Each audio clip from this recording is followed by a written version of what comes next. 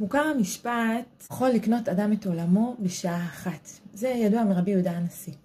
באיזה הקשר?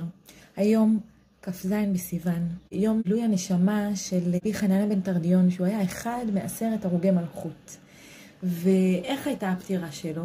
הרומאים קרחו גבילי ספר תורה סביבו, ושמו צמר גפן ביחד עם מים, כדי להאט את השריפה שלו, כדי להאט את ההרג שלו, ושיהיה לו כמה שיותר איסורים. לאט לאט הוא נשרף, ותוך כדי מייסרים אותו, אומר לתלמידיו, אותיות פורחות באוויר, אל תדאגו, כאילו כביכול הגביל עכשיו נשרף של ספר התורה, הוא גם דיבר על עצמו, כן? כביכול הגוף נשרף, אבל אותיות פורחות באוויר, התורה היא נצחית.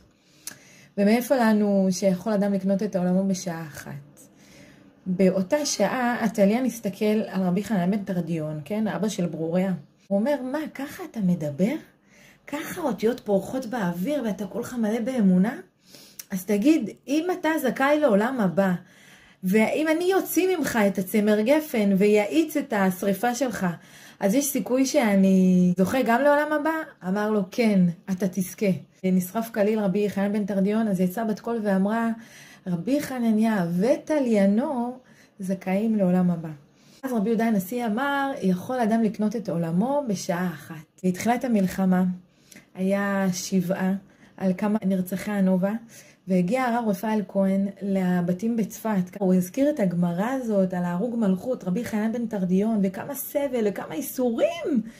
והוא אמר שהברבנאל כותב שם בגמרא פירוש שהרוגי מלכות בשעה שהם נהרגים אין להם איסורים והם לא מרגישים דבר בגוף. ובאלו הדברים ביקש לנחם את משפחות הנרצחים. זכותו תגן עלינו אמן.